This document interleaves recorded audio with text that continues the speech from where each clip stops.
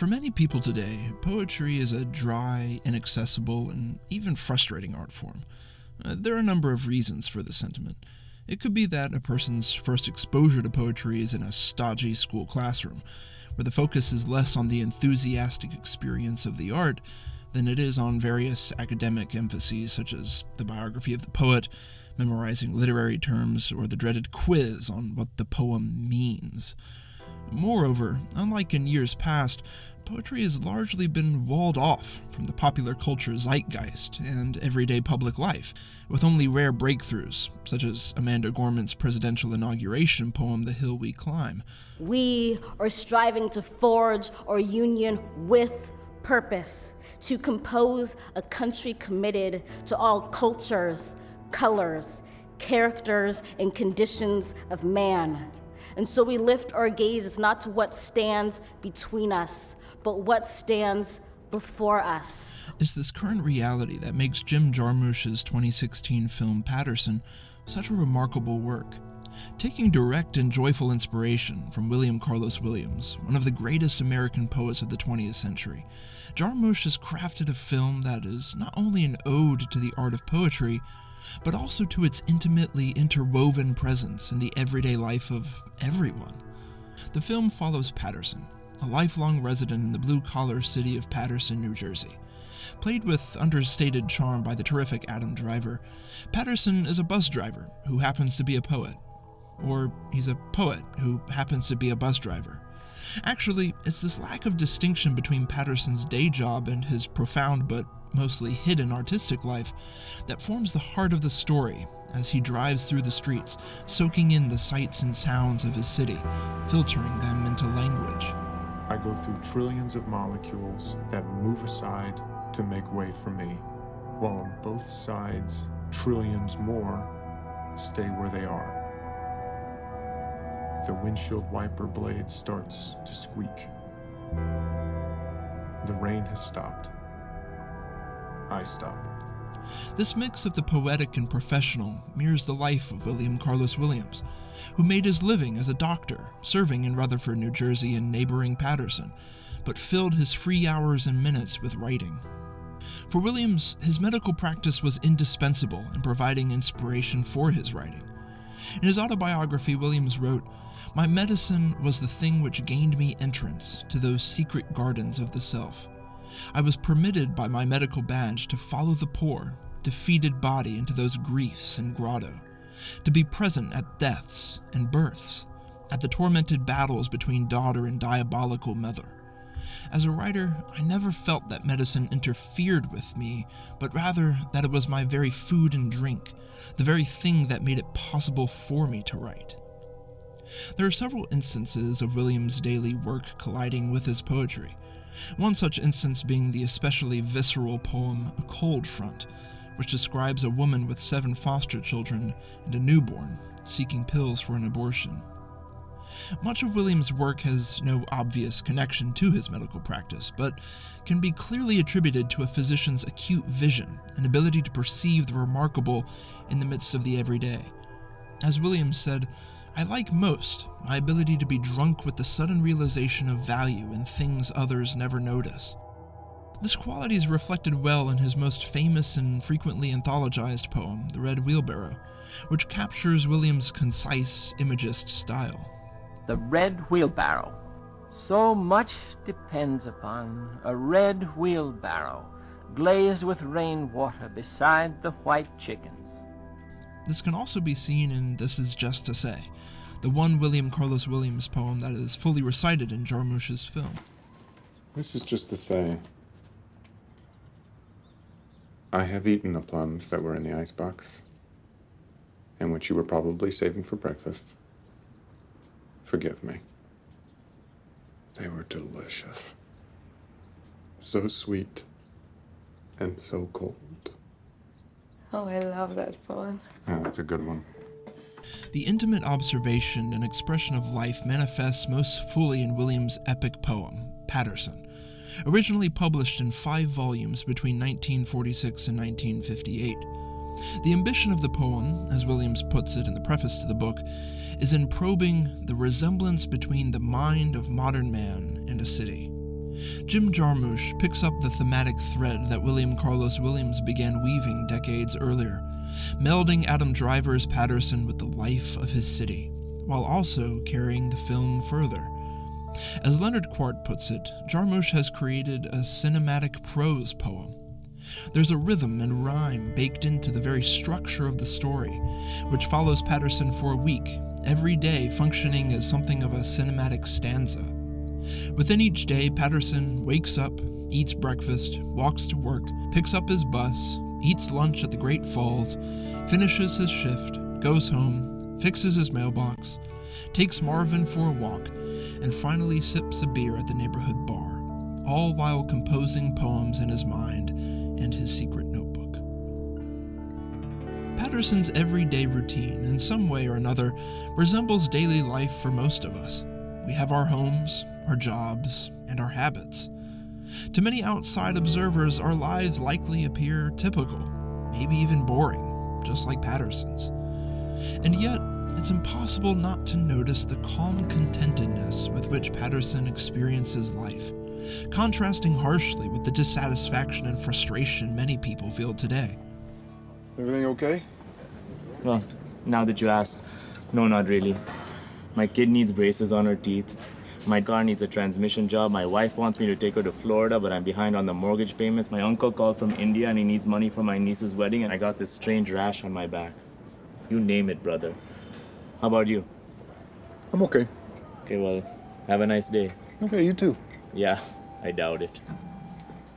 As James Prestridge observes, Paterson is connected in a way many of us who live in urban areas are not.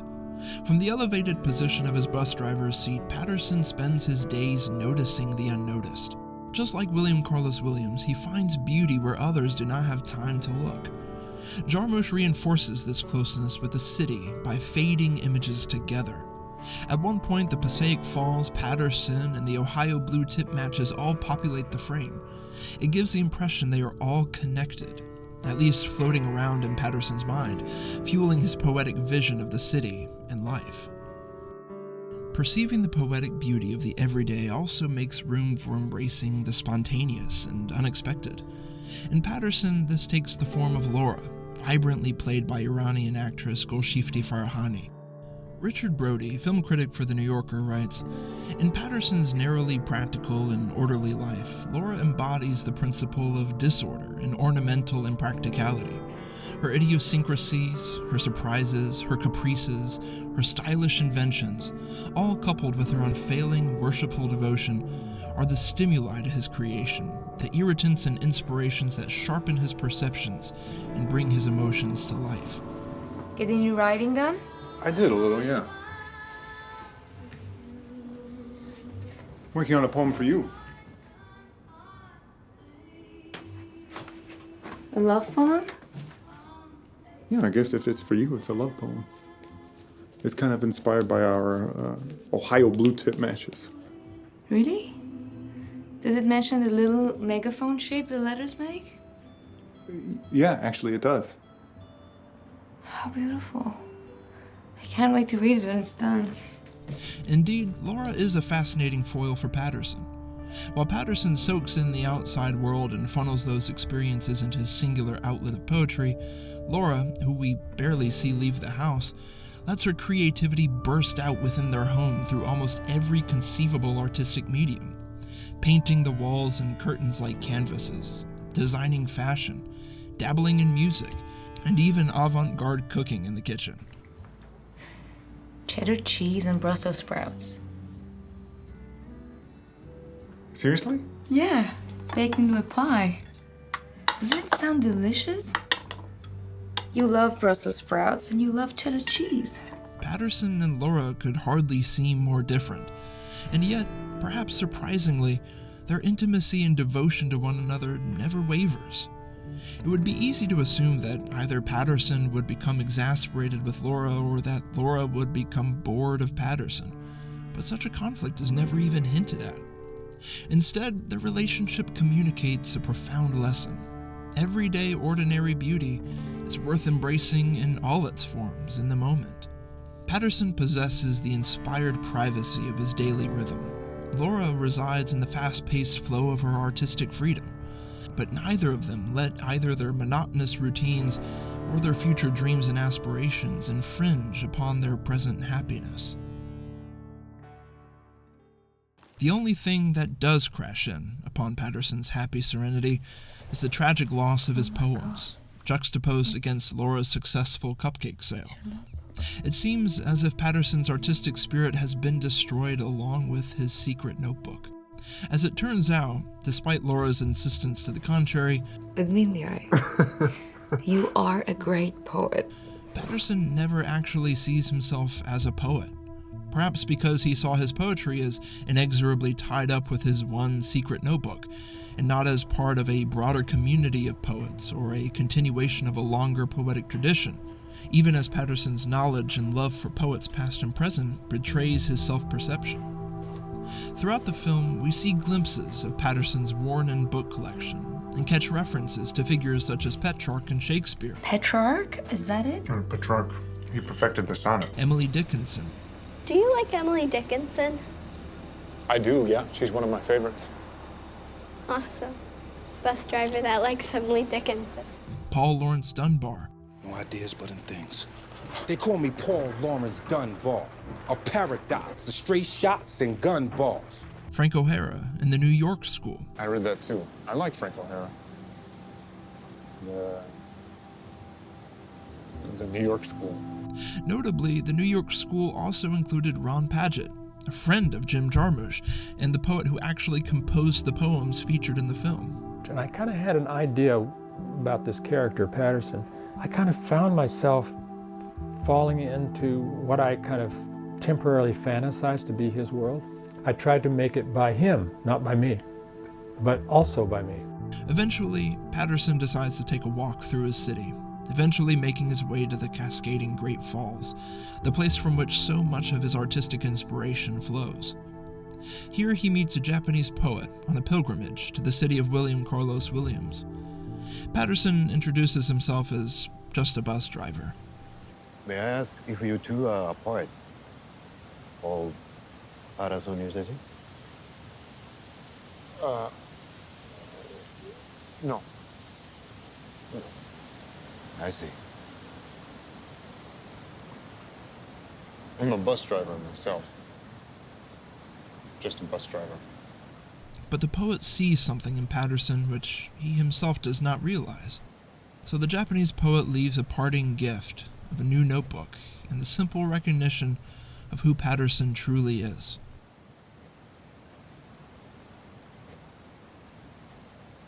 Excuse me. Aha.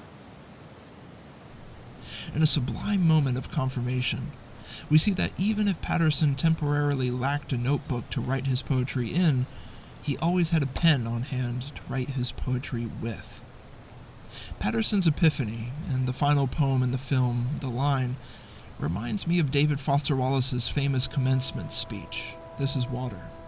There are these two young fish swimming along, and they happen to meet an older fish swimming the other way, who nods at them and says, "Morning, boys, how's the water?" And the two young fish swim on for a bit, and then eventually one of them looks over at the other and goes, "What the hell is water?" The Line. There's an old song my grandfather used to sing that has the question, or would you rather be a fish? In the same song is the same question, but with a mule and a pig. But the one I hear sometimes in my head is the fish one. Just that one line. Would you rather be a fish? As if the rest of the song didn't have to be there. In the midst of our ordinary, everyday lives, We are swimming in a world awash with poetic beauty, even if we don't always notice it. The Japanese poet at the falls tells Paterson, I breathe poetry. the truth is, so do all of us.